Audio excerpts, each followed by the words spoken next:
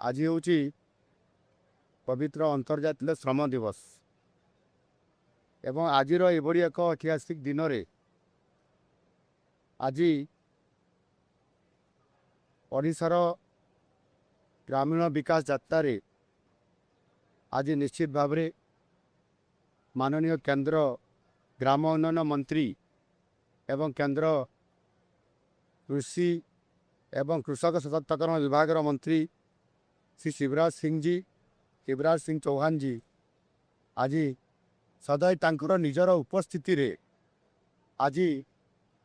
प्रधानमंत्री ग्राम सड़क योजनार फेज 4 चतुर्थ पर्यायर ये शुभारंभ आज राज्य सरकार सहित उपस्थित रही आज करा जायछि। यह निश्चित भाव में ओडिशा पई आ गोटे बड़ ग्रामांचल विकास पई गमनागमन पई गोटे बड़ पदक्षेप।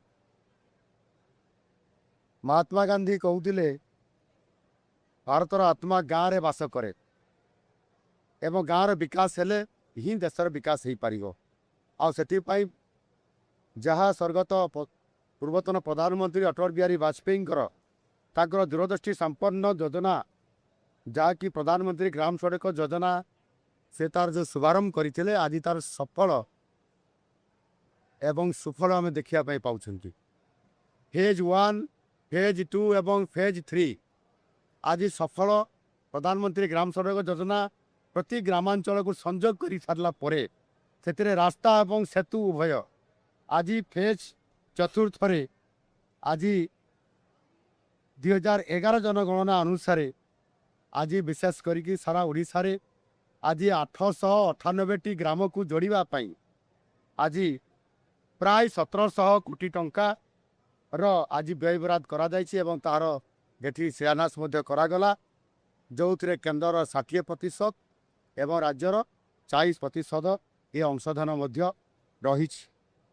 एवं विशेष करके आज जो गुड़िक आज तार शिलान्यास एवं श्री गणेश है प्रधानमंत्री ग्राम सड़क योजना फेज 4 रे ये 1698 कोटी अर्थात 1700 कोटी प्रधानमंत्री ग्राम सड़क योजनार समाप्त हो नथिबा जो गुड़िक असंपूर्ण अच्छी से प्रकल्प गुड़ी को संपूर्ण करने से 157 कोटी टंका प्रधानमंत्री आवास योजना ग्रामीण एथिरे फेज 2 रे शेष हो पारि नथिबा किछि घर को संपूर्ण करने केंद्र सरकार अनुमोदन करिसंती आमको देले 630 कोटी टंका से भाव में जो लेबर इंटेंसिव वर्क जो रोची से MGNREGS मनरेगा तार आर्थिक वर्ष 2026-27 से 868 कोटी टंका आज से आमको ये अनुमोदन कर प्रदान करले एवं आउ गोटे कृषि विभाग तरफ केन्द्र प्रधानमंत्री कृषि सिंचाई योजना 30 कोटी टंकार अर्थ अनुदान आज प्रदान कर मिसाइले समुदाय 3383 कोटी टंकार आज अनुदान ओडिशा पाई ये निश्चित भाव में ओडिशार विकास क्षेत्र में ओडिशार गाँव रास्ता एवं सेतु को कम्युनिकेट करने ये गोटे बहुत बड़ सहयोग आज आमको डबल इंजिन सरकार डबल फायदा आज आमको देवाई से आज आमको जाऊँगी एणु निश्चित भाव में आज सब बड़ कथा हूँ जे ये कार्यक्रम आम भुवनेश्वर कर भुवनेश्वर न कर रायगड़ा कहीं अर्थात ये रायगड़ा मालकानगिरी एवं अविभक्त कोरापुट जिला जो थे कि रास्ता एवं सेतु निर्माण रे आज अन्य ओडिशार अन्य अंचल अपेक्षा ये अधिक विकास एटी अपंच अवस्था अच्छी पहुँची पारि नाही से दृष्टिकोण आमर प्रथम बड़ मिशन होची जे रायगड़ा और मालकानगिरी जिला को आमे सेथिपाई जोड़ा दुर्गम अंचल अच्छी से 442 नुआ रास्ता आम जोड़ीचु जो थे कि आगामी दिन में से अंचल आमर लोक मानकर जनजीवन जोड़ी हो आसब और व्यापक भाव में परिवर्तन हम एवं ये रास्ता गुड़िकर मान गुणवत्ता भी बजाई केमती रही त्रिस्तरीय जांच व्यवस्था आम कर रक्षणाबेक्षण राज्य स्तर में जिला स्तर में एवं केन्द्र भी अधिक टीम गोटे आसिकी से जांच करेंगे कामर क्वालिटी ऑफ वर्क से देखिए जदि त्रुटि आसला ताले समान को दोषी सब्यस्त करा कठोर दंड दि जापर एणु ये पंचायत राज विभाग एवं ଗ୍ରାମ ପାନୀୟ ଜଳ ଯୋଗାଣ ବିଭାଗ ଏବଂ ଆଜି ଆମେ ୟାକୁ ଆଧାର କରିକିରି ମାନ୍ୟବର ପଞ୍ଚାୟତରାଜ ମନ୍ତ୍ରୀ ଏଠି ଉପସ୍ଥିତ ଅଛନ୍ତି ଆମର ରବି ବାବୁ।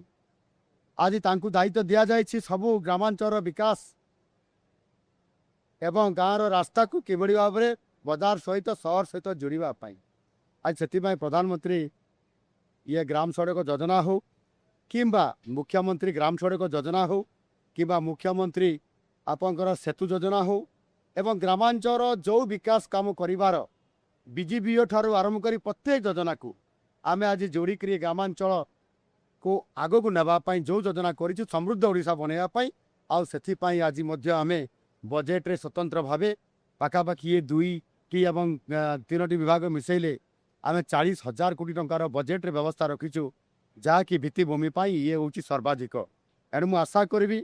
ଆମେ ଗାଁର ସର୍ବାଙ୍ଗୀନ ବିକାଶ କରିବା ପାଇଁ ଏବେ ମିଶନ ମୋଡ଼ରେ ଅଛୁ। ଏ ମିଶନ ମୋଡ଼ କ'ଣ ନା ଆଗାମୀ 2027 ମସିହା ଶେଷ ସୁଦ୍ଧା ଆମେ ଯେଉଁଟା ମୌଳିକ ସମସ୍ୟା ଅଛି ଆପଣଙ୍କର ମିଶନ ପାୱାର ମାନେ ହେଉଛି ଆପଣଙ୍କର ବିଜୁଳି ଏବଂ WA ମାନେ ହେଉଛି ୱାଟର ଆଉ ଆର୍ରେ ହେଉଛି ରୋଡ଼। ये 3टी कनेक्टिंग आम संपूर्ण भाव में प्रति गाँ को प्रति पड़ा को पहुँचेबू आ मिशन मोड रे काम करुँ। मु आशा करी निश्चित भाव में यह सफल आम हो पारू एवं आमर जो परिकल्पना अच्छी विजन अच्छी 2036 ओडिशा प्रदेश गठनर 100 वर्ष पूरण हम से ओडिशा समृद्ध ओडिशा और विकसित ओडिशा हम।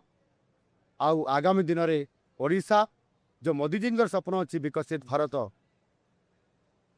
2047 सेतेबेले ओडिशा ग्रोथ इंजिन हिसाब से 2026 रु 2036 एवं 2036 रु 2047 पर्यंत ग्रोथ इंजिन हिसाब से ओडिशा काम करिवो आउ आमे ताकु निश्चित भाव में साकार करिवो। धन्यवाद।